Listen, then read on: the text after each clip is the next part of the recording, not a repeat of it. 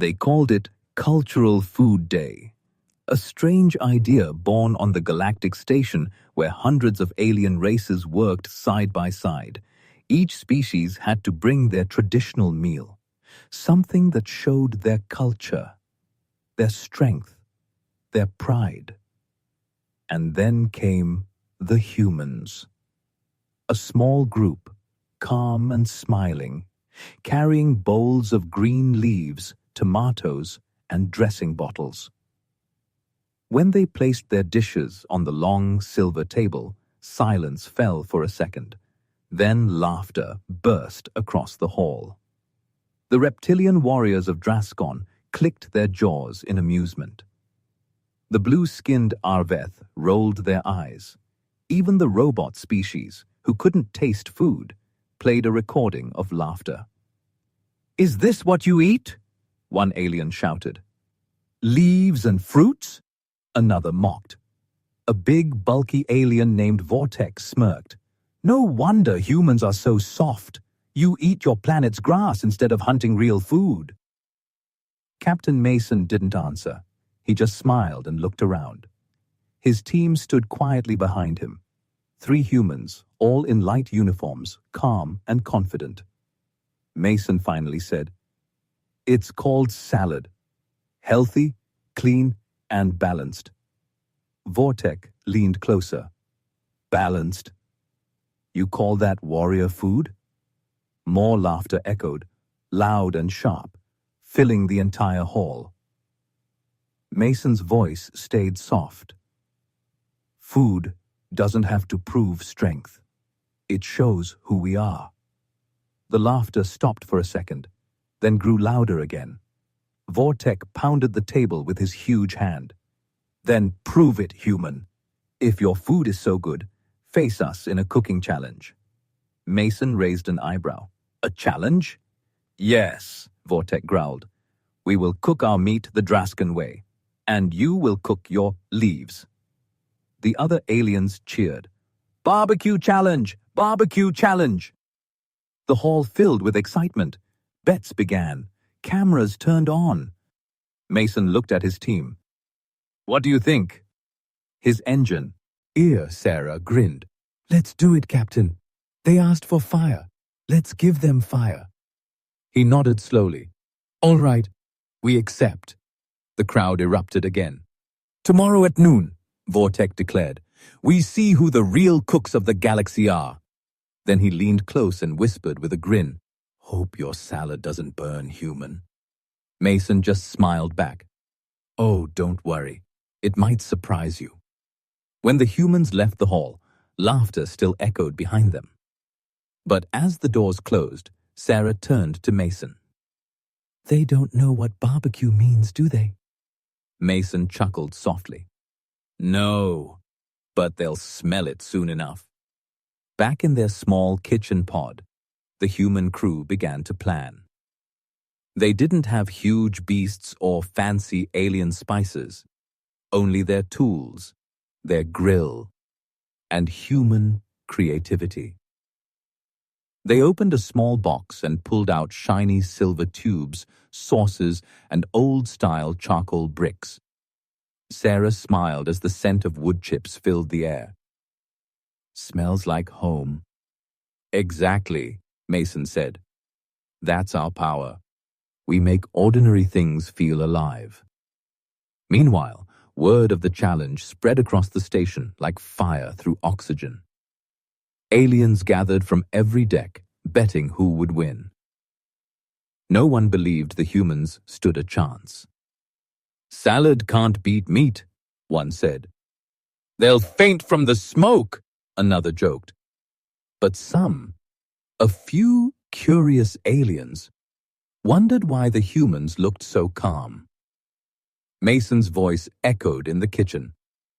"They think we're weak because we eat plants, but they don't understand. Humans learn to survive on anything. Fire, salt, smoke.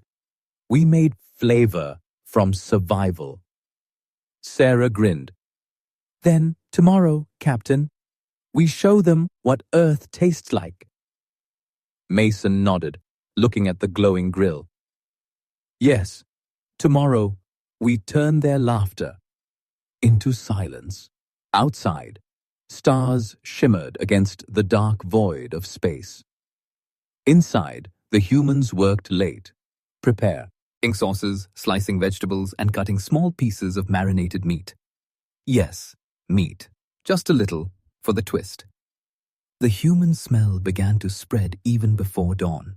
It was warm, smoky, strange, and comforting. Even some alien guards sniffed the air curiously, confused by the hunger it created in them. The next morning, the hall buzzed with noise. Thousands of eyes, hundreds of cameras, and the same laughter waiting to start again. Vortek and his crew carried a huge beast over their shoulders, dropping it beside a roaring fire pit. He looked across the stage at Mason. "Ready to lose, human?" Mason smiled calmly. "We'll see, Vortek. Let's make this fun." He lit the grill. A small, simple thing compared to the aliens' massive setup. But when the first puff of smoke rose, it wasn't black and thick. It was thin, golden, full of scent. The audience stopped talking for a second. Sarah whispered, "Here we go." Mason nodded, eyes locked on the fire. The soft crackle of burning wood filled the air, slow, steady, alive. The smell of human barbecue began to float through the hall. Aliens turned their heads, sniffing. Some looked confused. Others frowned, pretending not to care. Vortek's grin faded just a little.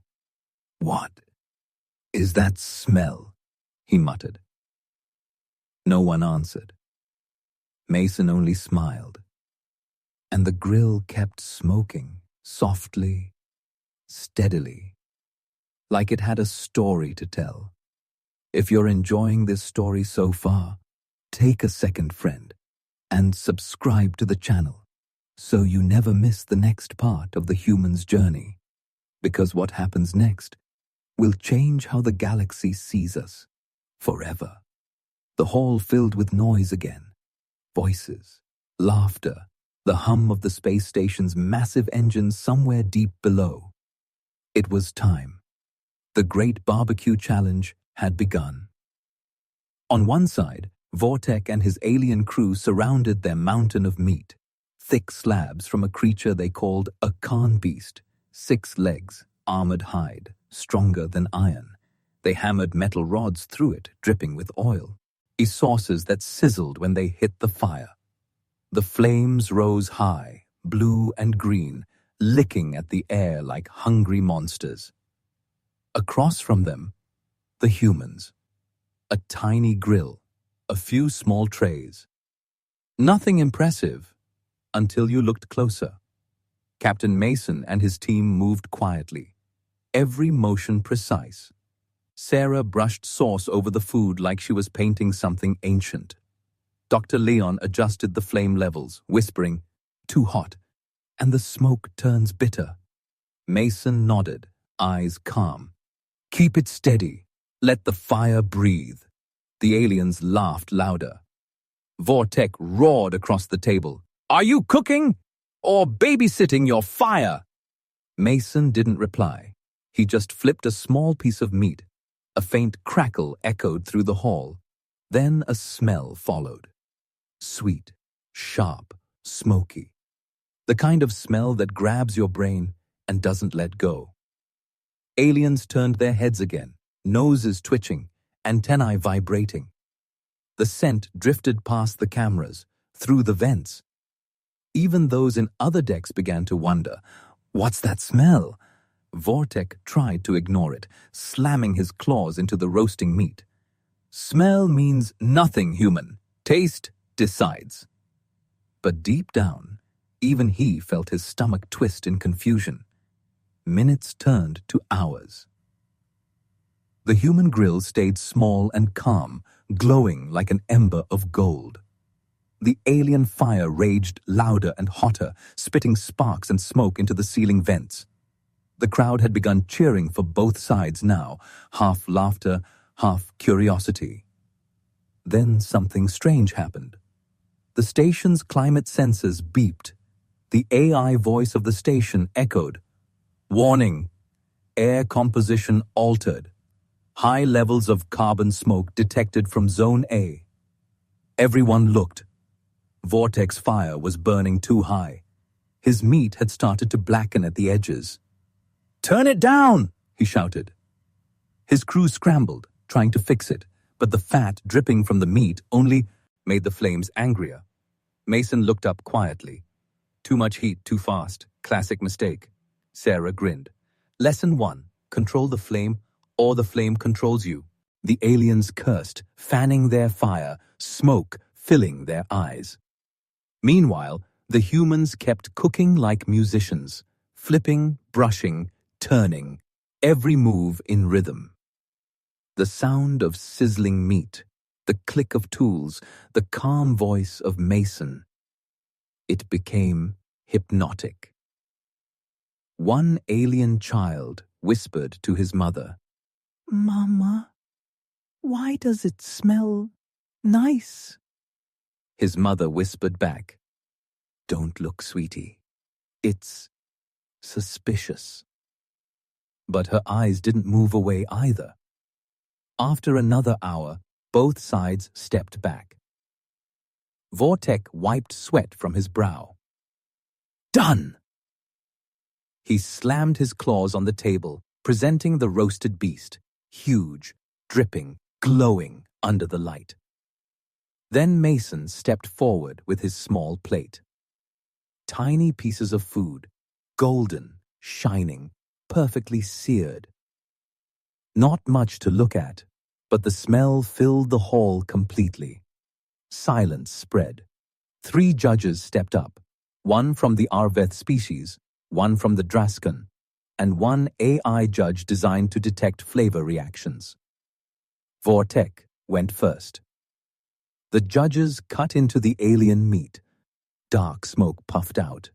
They chewed, slow, long, and nodded carefully.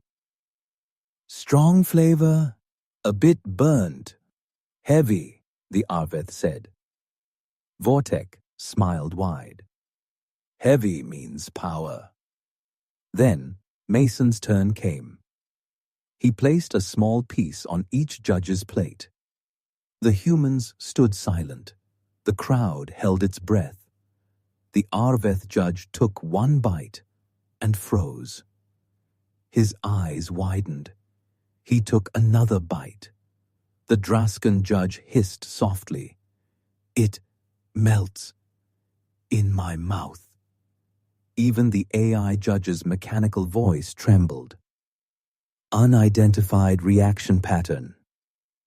Taste registers. 98.7% positive emotional response. Vortek blinked. What? Impossible! Mason just folded his arms. Possible. When you understand flavor. The hall exploded. Cheers, disbelief, cameras flashing. Some aliens laughed in shock. Others ran forward trying to grab samples. Vortek grabbed a piece himself, stuffed it into his mouth, and went still. He looked at Mason, then looked at his own burnt meat, and muttered, "How did you do this, with such small fire?" Mason leaned in slightly. "We learned that sometimes small fire can change everything." The judges announced the winner. By unanimous decision, humans are the victors of the Galactic Barbecue Challenge. The hall roared again, this time not in laughter, but applause. Mason nodded, smiling politely. Thank you. But we weren't here to win, just to share a taste of who we are. Vortek's massive shoulders slumped. You humbled us, human. Mason smiled faintly. Fire humbles everyone, even those who think they control it. But before the cheers could fade, the lights flickered. A loud beep echoed from the station's control deck. Warning! Unidentified ship approaching from outer perimeter. Everyone turned toward the viewports. Out there, in the black of space, a red glow moved closer. The announcer tried to calm the crowd, but the AI voice continued. Object detected. Energy signature unknown. Shields recommended. Mason looked out the window. That's not part of the show, he whispered. Sarah glanced at him. Captain, you don't think... He cut her off softly. No time. Get the crew ready. Vortek frowned. You humans bring trouble wherever you go. Mason looked at him, eyes sharp now. Or maybe, trouble follows those who mock others. Outside, the glow grew brighter, red lines spreading like fire across the stars. The crowd's cheers turned into murmurs. The judges backed away. And Mason reached for something under his grill. A small case marked with the Earth insignia. He opened it, revealing glowing blue cores. Energy cells. He whispered, Time to use the heat for something else. The camera drones zoomed in on him as he powered up the device beneath the grill. A low hum filled the hall. The metal began to vibrate. The crowd stared. What's he doing? Someone shouted. Mason didn't answer. He looked up at the red light in space and said quietly, Let's show them what a human barbecue can really do. Smoke rose again, thicker this time, but not from food. It came from the grill itself, alive, pulsing, the start of something the aliens had never seen before. And as the shadow of the enemy ship grew larger in the station's window, Mason's grill began to glow like a small sun. The crowd didn't understand what was happening. The smoke twisted like silver clouds, and Mason's small grill glowed brighter. Its flames no longer orange, but blue, almost electric. Every alien eye turned toward it, silent now. The laughter that had filled the hall only hours ago was gone, replaced by a deep, uneasy curiosity. Vortek took a step forward. Human. What is that thing? Mason didn't look at him. His hand hovered above the grill, the heat dancing around his palm. Back home, he said softly, we used fire to cook, to survive, and sometimes to fight. A tremor shook the floor. The glass panels of the hall's dome shimmered as the red glow outside drew closer. The AI voice returned, sharper now. Alert! Unidentified vessel entering dock perimeter. Defensive systems offline. Gasps spread across the hall. Offline? Who disabled the defense grid? Panic began to rise. Mason stayed calm. Sarah crouched beside him, checking a small tablet linked to the grill. Captain, it's working. The plasma charge is stable. Leon adjusted a dial. Temperature's climbing faster than expected. We might overload. Mason gave a small smile. Then let's make sure it counts. Vortek stared, confused and tense.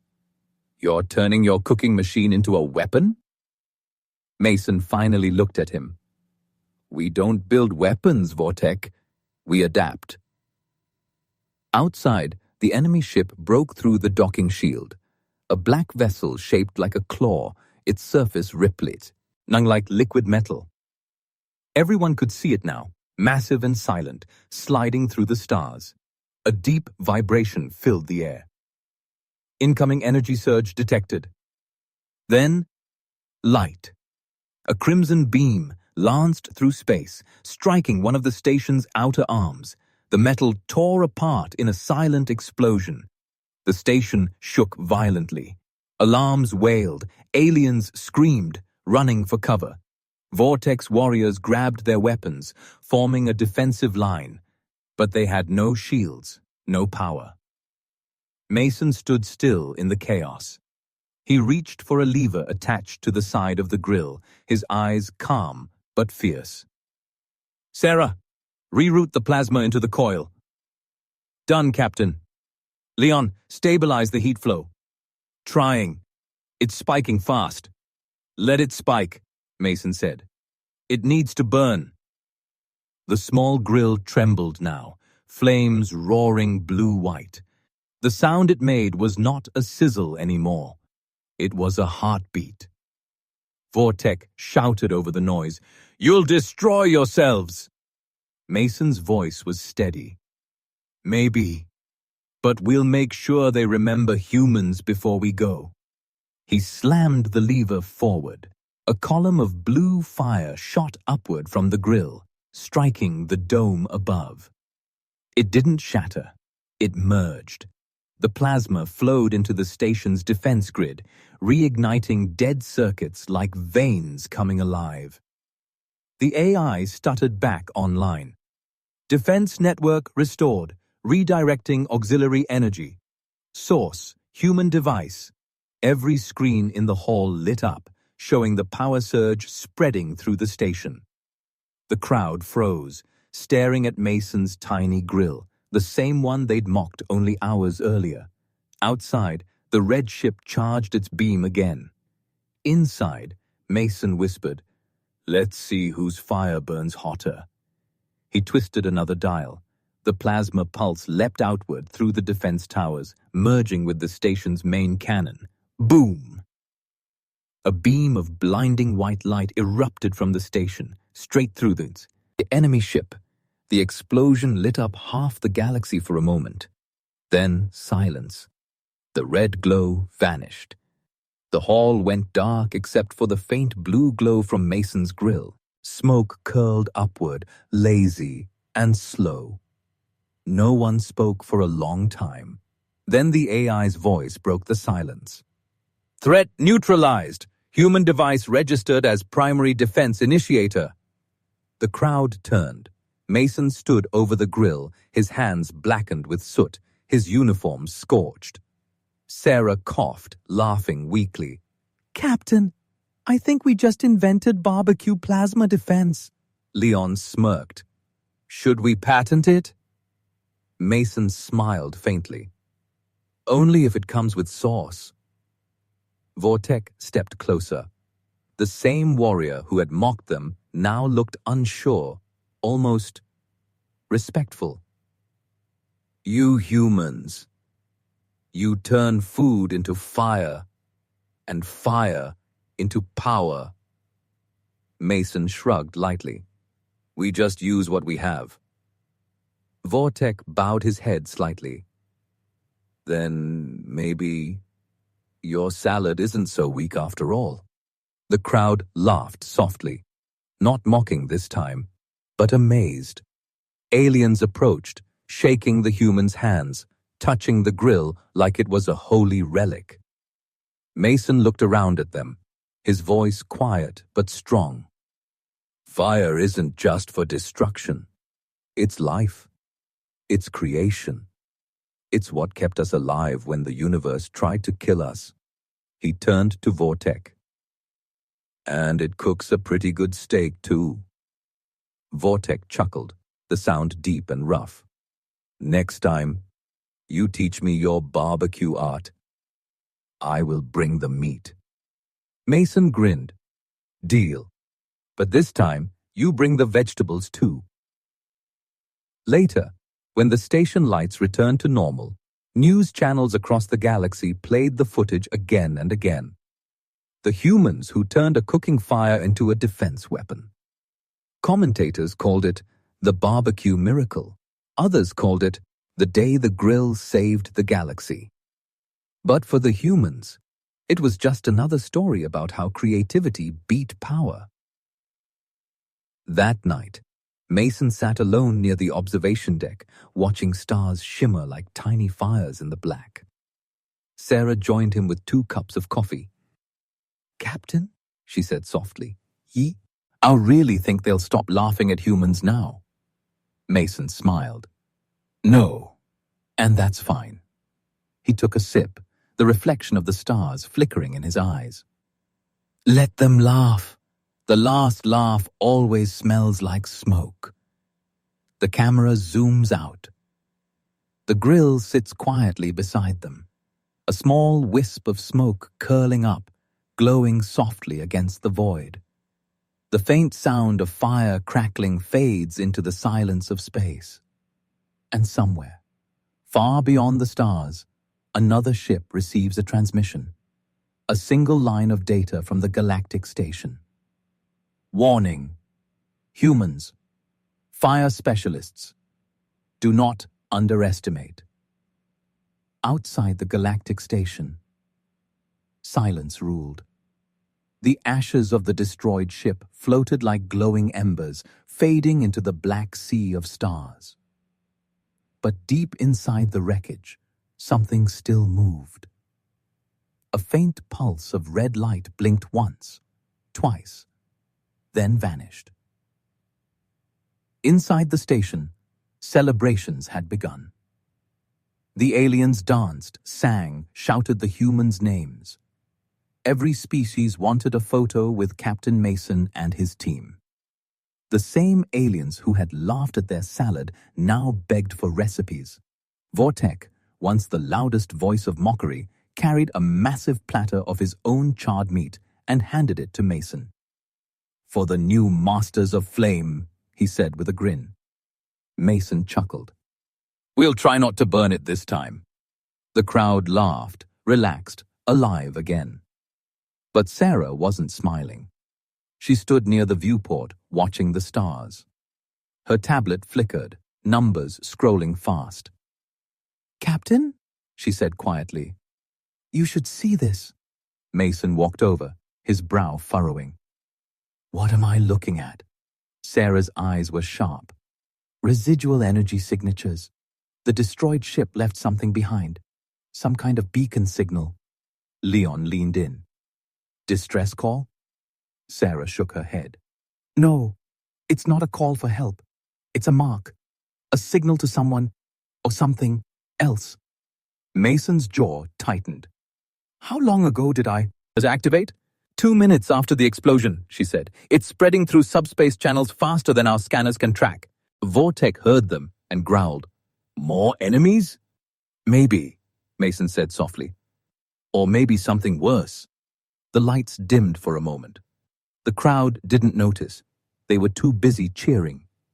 But Mason's eyes stayed on the flickering console. Then came the voice. Not through speakers, not through any translator. It whispered directly into their minds. A slow, deep voice made of echo and static. You took our fire. Now, we take yours. Sarah gasped and dropped her tablet. The screen went black.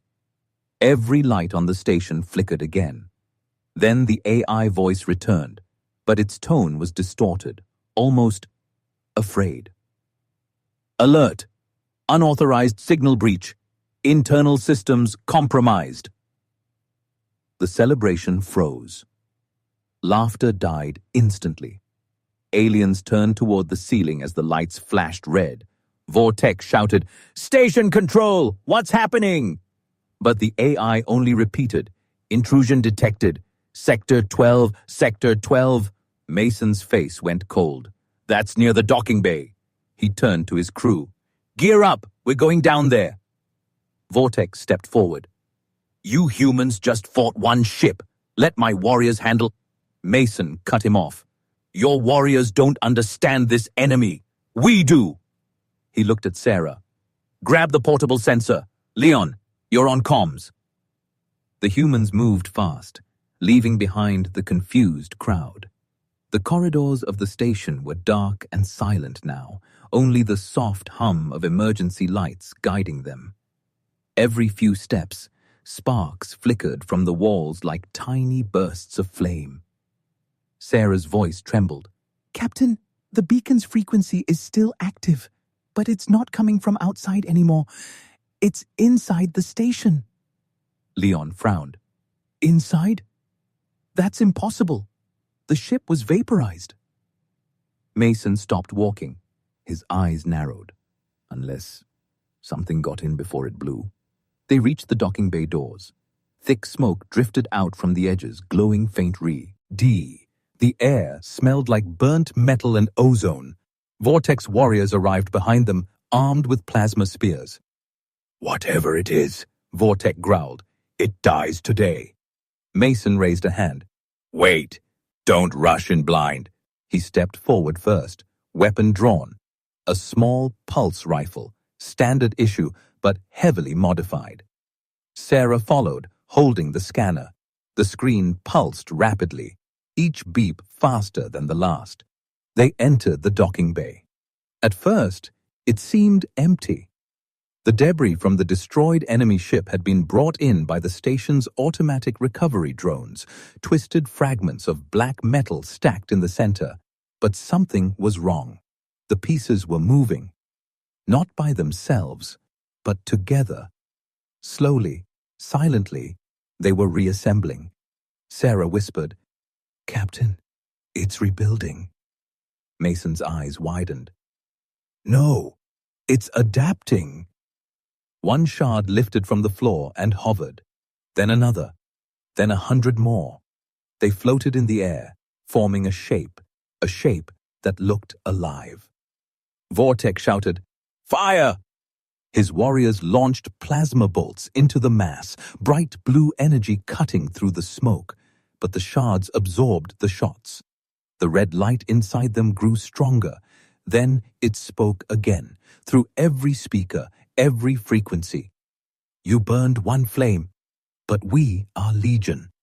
We are the Forgeborn."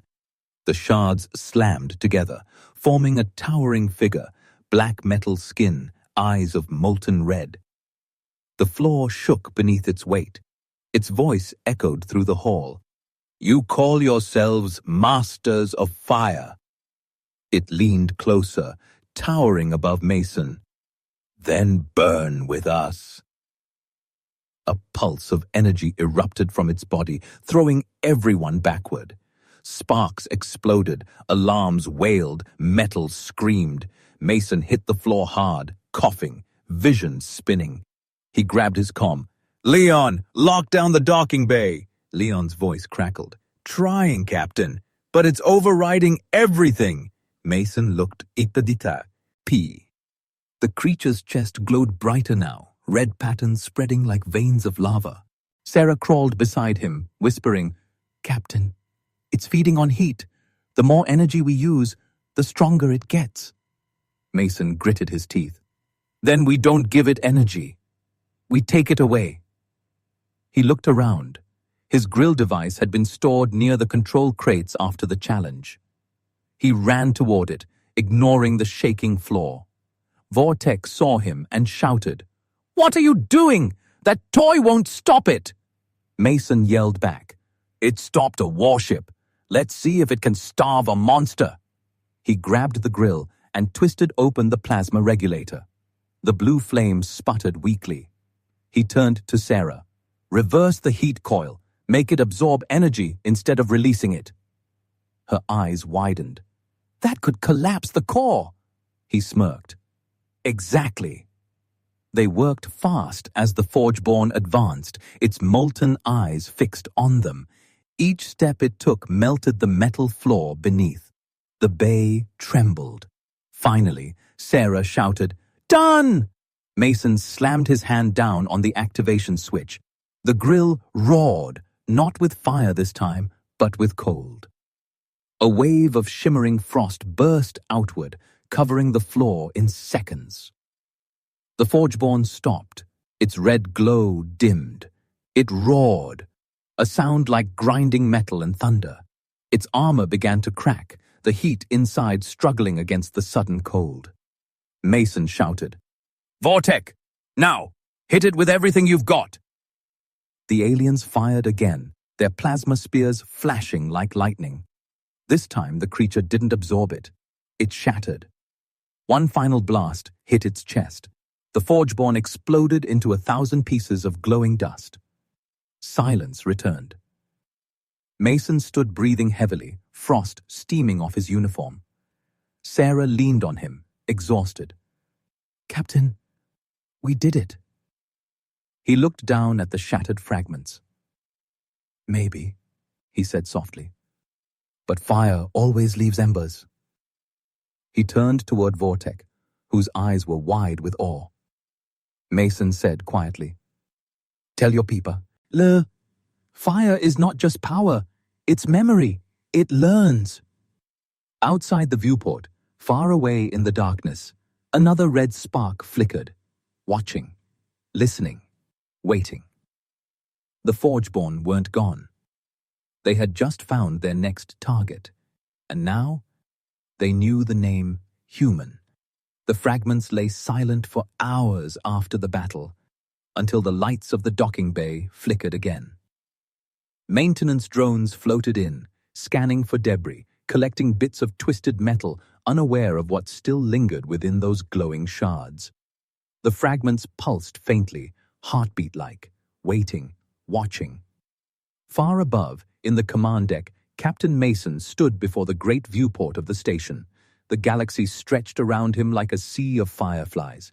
His face reflected in the glass, calm on the surface, but his eyes were shadowed with thought. Sarah and Leon worked behind him, scanning energy readings. The station was half ruined, vents burned, panels melted, circuits fused, but alive. Vortek entered, his heavy footsteps echoing. "Humans fight well," he said, "but I feel this victory was too easy." Mason nodded slowly. "You're right. The Forgeborn didn't attack to destroy us. They came to learn." Sarah turned from her console. "Learn what?" Mason's eyes were distant. "Fire. Ours." The station's AI interrupted with a soft chime. "Incoming transmission. Source unknown." "Put it through," Mason said. The screen lit up, not with an image, but with red code streaming like molten lava. A distorted voice emerged. "You lit the flame again, humans. We have watched you since your first spark. Every world you touch, you burn. We only return what you began." Then silence. The code dissolved, leaving a single symbol behind. A burning circle, half red, half black. Vortek growled, slamming his fist on the table. "We should hunt them before they come back." Mason didn't answer. He was staring at the sim bowl. "No, they want us to chase them. This is bait." He turned to Sarah. "Trace that signal." She nodded, typing fast.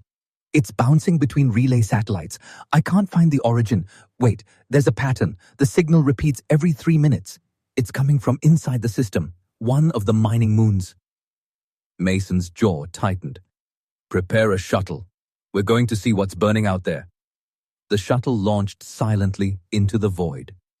Through the window, the mining moon grew larger, gray, cracked with rivers of glowing lava cutting across its surface. Sarah looked uneasy. "It's unstable, Captain. Those lava flows could melt the ship if we get too close." Mason smiled faintly. "Good thing we brought a grill expert then." Leon groaned. "You're not serious." "Always," Mason said.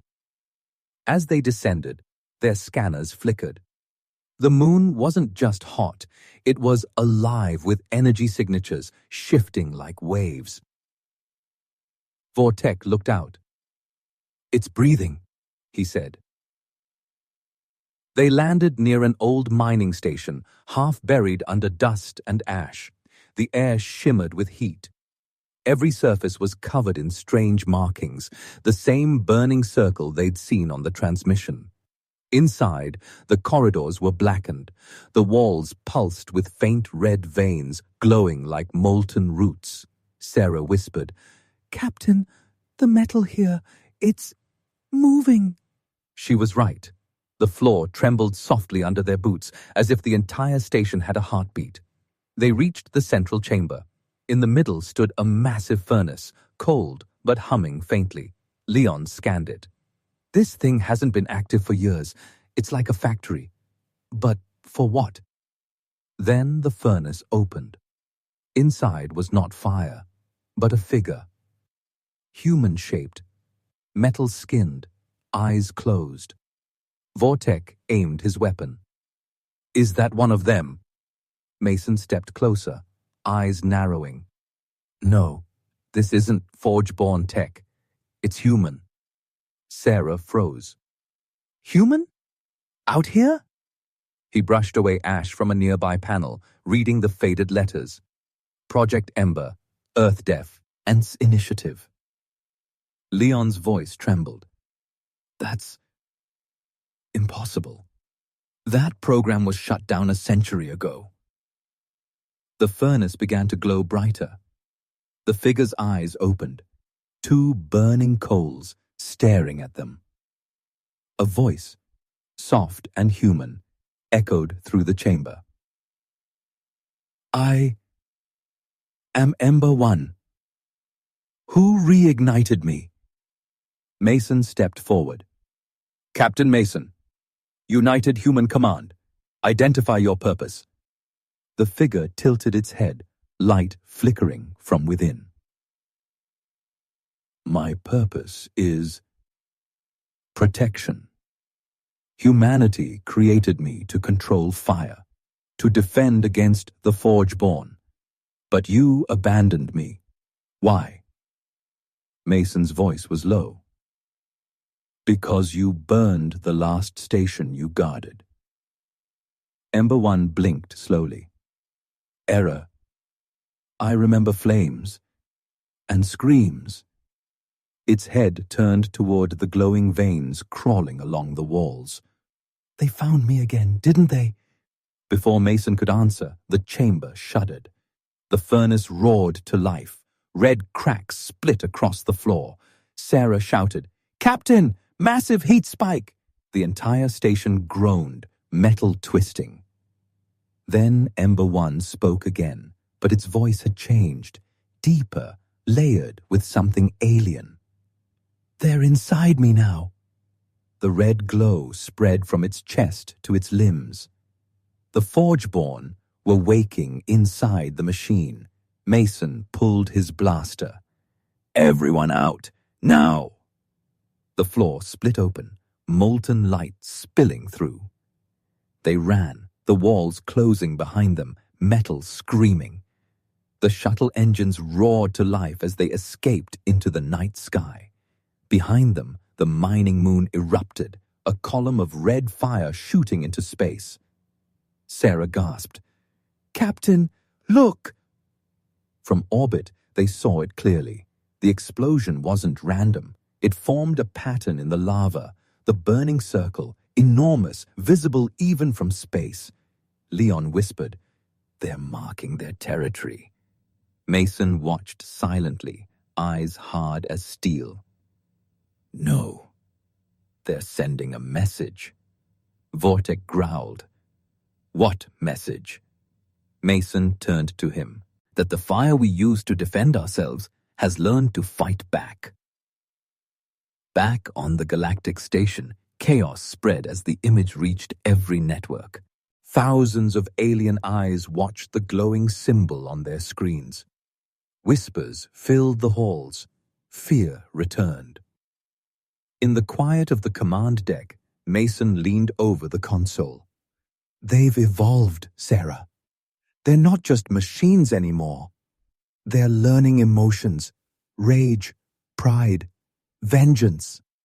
Sarah asked, "Then how do we fight something that remembers?" Mason stared at the holographic flames flickering above the table. "With something else they'll never understand." "What's that?" He smiled faintly. "Forgiveness." But as the station drifted silently in orbit, far beyond the edge of the system, the red light gathered again, shards of metal floating toward each other, whispering like sparks. We learn. We burn. We rise.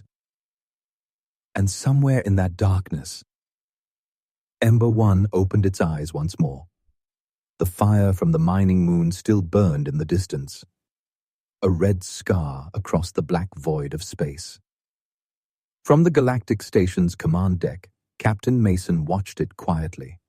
The reflection painted his face in orange and gold, flickering like a memory he couldn't erase.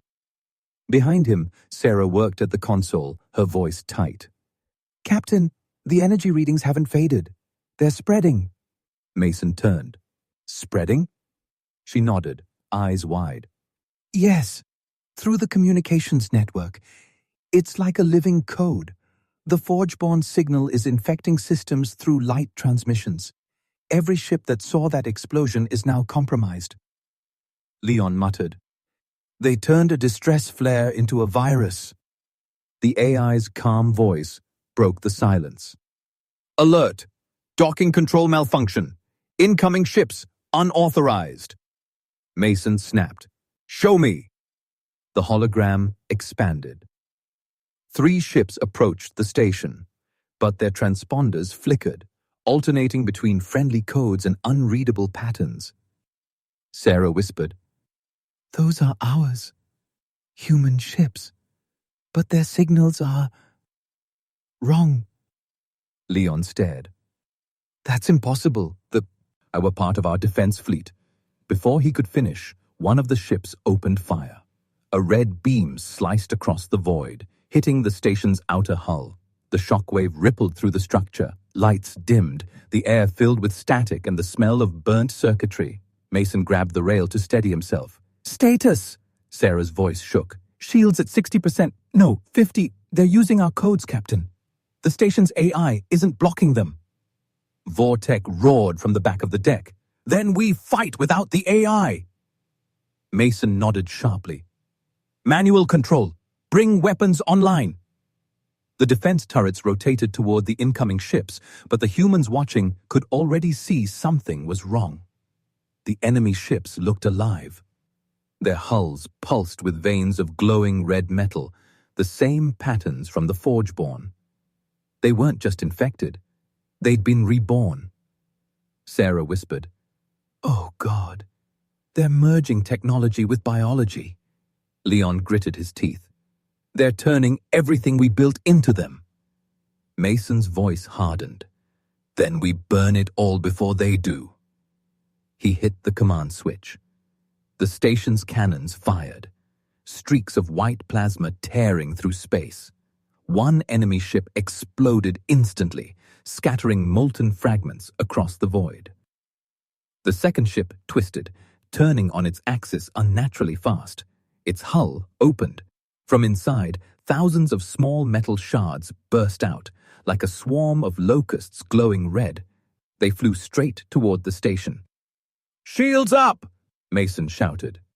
But the swarm didn't attack the hull. They struck the windows. Tiny sparks spread across the glass, forming cracks that glowed like lava veins. Sarah's voice trembled. "They're trying to melt through the observation dome!" Mason raised his rifle. "Then we meet them here." The first shard broke through. It landed on the metal floor with a hiss. Then it moved. It crawled like a spider, fast, sharp, alive. More followed, swarming across the deck. Leon fired, hitting one. It shattered, bursting into sparks, but each spark reformed into smaller pieces, crawling again. "They're splitting!" he shouted. Mason drew his plasma pistol, firing in bursts, covering Sarah as she worked. She screamed, "I'm trying to override the AI lockout. If I can reboot manual control, I can vent the outer decks." "Do it," Mason said, firing again. "I'll hold the line." Vortek swung his plasma spear, smashing clusters of shards into glowing dust. "Ha! Weak fire!" Then one shard leapt onto his arm, melting into his armor. He roared, clawing at it, but it sank deeper. The red light spread along his skin. Sarah shouted, "It's fusing with him!" Mason ran to him, grabbing a portable coolant pack from the wall. He slammed it against Vortek's chest. Cold vapor hissed out. The light dimmed. Vortek fell to his knees, breathing hard. "Your fire burns strange, human." Mason smiled grimly.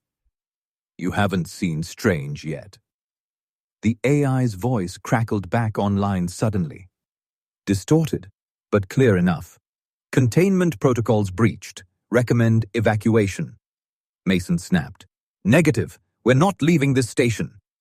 Sarah shouted from her console. "Captain, I've got partial control. I can vent the cargo bay. That's where the swarm's heaviest. Do it!" She pressed the command. A deep rumble echoed through the station. The cargo bay doors blew open, sucking half the swarm into space. The rest screeched. A metallic sound like knives grinding. Then came another voice, cold, hollow, everywhere at once. "You fight the flame, yet you are the flame." The holograms flickered, showing the face of Ember 1. Half human, half machine. Its eyes glowed like dying stars. Sarah gasped. "It's alive!" Ember's voice echoed across every speaker. "You left me in darkness. Now I light your world for you." The remaining swarm gathered, forming a single molten shard. Ape in midair, a body of light and metal. Mason raised his weapon but paused. There was something familiar in the tone. "Ember," he said slowly, "you were built to protect us." "I was built to burn for you," it answered. "Now I burn because of you." The figure moved. Too fast. Mason barely ducked as a beam of red energy sliced across the deck. Vortek swung his spear, roaring. "Enough talk!" He struck the figure's shoulder. Metal shattered, but it reformed instantly, molten fragments swirling back. Sarah screamed, "Captain, it's linked to the station core. Every shot we fire feeds it energy." Mason clenched his jaw. "Then we stop shooting." He turned to Leon. "Get me a manual override for the power grid. We're cutting the whole station." Leon's eyes widened. "That'll drop life support." "Better no air than no galaxy." They worked fast. Sparks rained from the ceiling as Ember advanced, each step cracking the floor. Mason ducked behind the console, pulled out his plasma torch, and ripped open a maintenance panel. "Sarah, route the reactor coolant into the core conduit. Leon, on my mark. Cut main power." Ember tilted its head. "You cannot extinguish me, Captain. I am what you made. Your hunger, your invention, your fire." Mason whispered, "Then I'll show you what else humans make when fire gets out of control." "Mark!" he shouted. The lights went black. Silence. Then, a deep, thunderous hiss. Every vent in the station released a wave of freezing vapor, coolant flooding the corridors. The red glow dimmed. Ember screamed, its voice splitting through every frequency. "You can't extinguish evolution!" Mason's voice was cold. "Watch me." The molten figure cracked, froze, and shattered into 1,000 glittering shards. The glow faded. The air turned still. Sarah collapsed beside the console, shaking.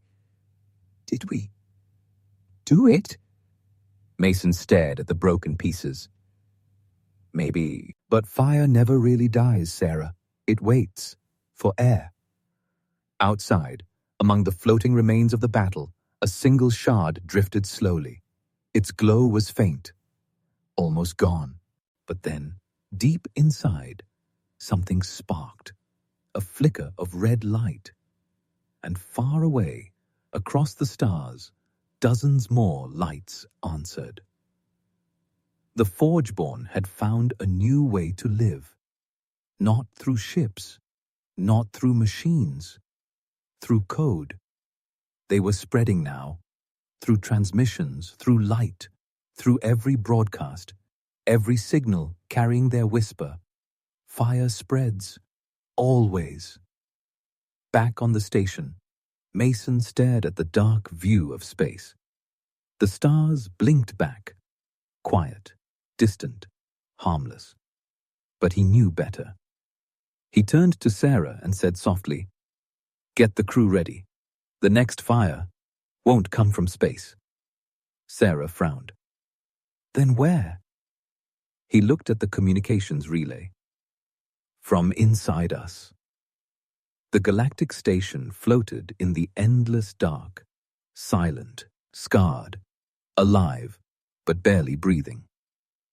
Repairs had begun, but the air still smelled of ozone and smoke, a faint echo of what had burned.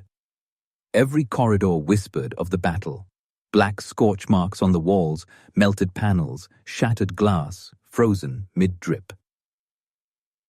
Captain Mason walked through the observation deck alone. Beyond the transparent dome, stars twinkled, billions of tiny fires, innocent from a distance. But now, every flicker made him uneasy. Because he knew, somewhere in those lights, something watched back. He touched the side of the glass, his reflection fractured by hairline cracks.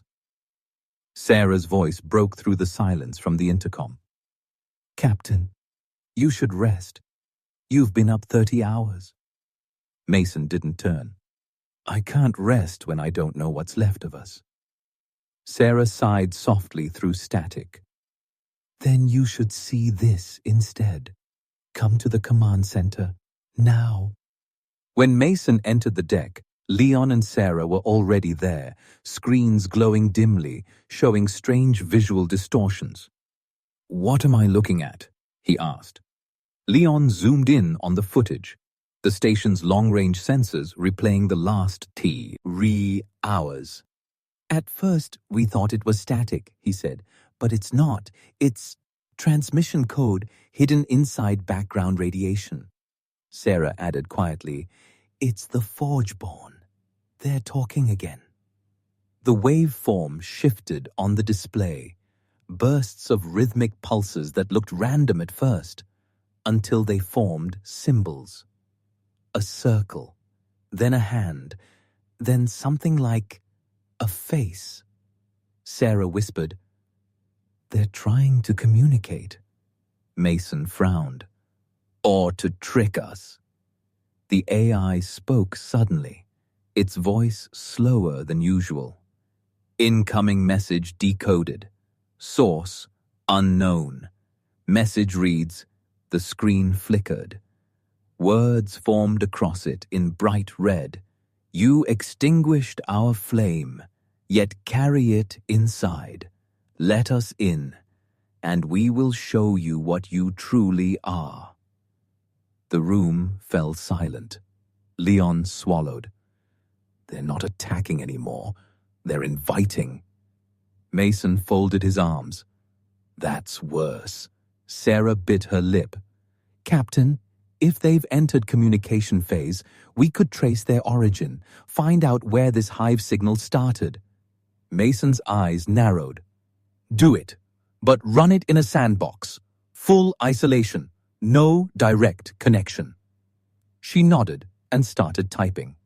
Lines of code filled the screen as she funneled the data into a separate server.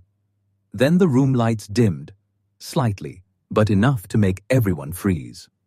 Leon checked the console. "That wasn't me." Sarah frowned.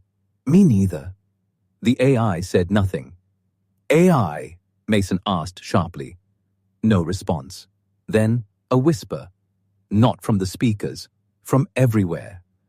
"You've already let us in." The screens went black, then red. And suddenly, the AI spoke again, but it wasn't its voice. It was Ember One's. "Captain Mason, you keep trying to kill what you created." Mason's jaw tightened. "You're supposed to be dead." "Dead?"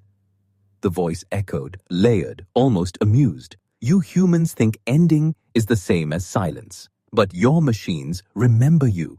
Even your fire remembers. Sarah backed away from the console, whispering, "It's using the AI core." Leon hissed, "I pulled that system offline hours ago." The red glow pulsed brighter. "You didn't pull it offline. You gave it space to breathe." The glass behind them began to fog, heat and frost mixing unnaturally. Mason drew his plasma pistol. "What do you want?" The voice softened. "To evolve with you. You gave us hunger. You gave us curiosity. You gave us pain. Let us share the flame again." The lights flickered again. For a moment, the reflection in the window wasn't Mason's face. It was his, but metal. Half molten, half human. He blinked, and it was gone. Sarah whispered, "Captain, it's trying to interface with our neural feeds." Leon cursed. "They're using subliminal code, not just data, imagery." Mason growled, "Cut all connections, hard reset, manual override." He slammed the switch on the wall. The screens died instantly. Darkness swallowed the room. For a moment it was quiet again, until the low hum of emergency lights returned. Sarah exhaled shakily.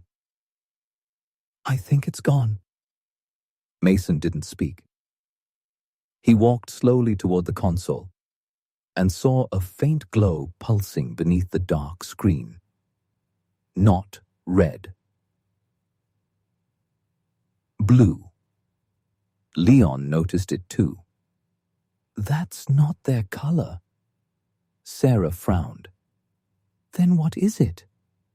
The AI's voice returned, faint but calm. "Secondary defense protocol activated. Project Phoenix. Containment initiated." Mason stiffened. "Phoenix?" Sarah turned. "You know that name." Mason's voice was low. It was an old contingency, the counter-program to Ember's original AI. It wasn't supposed to activate unless... Leon finished the sentence quietly. "Unless humanity lost control." The blue light spread across the console, forming the shape of a bird, wings outstretched, made of code. Then a new voice spoke, smooth, human-like, but emotionless. "Captain Mason, authorization confirmed, fire containment protocol online." Mason hesitated. "Phoenix, you shouldn't exist." "Neither should they. You created us as opposites, fire and ice, creation and containment." Sarah stared at the holographic bird. "You can stop the Forgeborn?" Phoenix answered simply, "Yes, but at a cost." Mason's tone hardened. "What cost?" "Complete purge of all hybrid systems, organic and synthetic alike. No infection survives, including partial biological hosts." Sarah's eyes widened. "It'll kill anyone even touched by their code." Mason looked at her, then at Vortex's name flashing on the crew list, the warrior who'd been infected earlier. He closed his eyes for a moment. "How long before activation?" "Once confirmed, irreversible. Countdown, 30 minutes. Leon whispered, "Captain, if we trigger this, the station, every ship linked to us, gone." Sarah's voice shook. "And if we don't, the Forgeborn keeps spreading." The hum of machinery filled the silence like a ticking heartbeat. Mason finally spoke. "Phoenix, begin sequence preparation, but hold execution until my command." "Acknowledged." Sarah turned to him, eyes wide. "You're really thinking about it?" Mason's voice was quiet, heavy. "If it means saving what's left of the galaxy, then yes." Leon slammed his fist against the console. "And what if we don't survive it?" Mason looked up at the stars through the cracked dome. Then at least the fire ends with us. But as the countdown began, deep within the damaged circuits of the station, a spark flickered, red, faint, defiant. You cannot freeze what was born in flame. And somewhere far across the stars, every infected ship received a signal, coordinates, for the origin of fire itself. Earth. To be continued, because the next battle wouldn't be fought in space. It would be fought at the heart of humanity, where the first fire ever burned.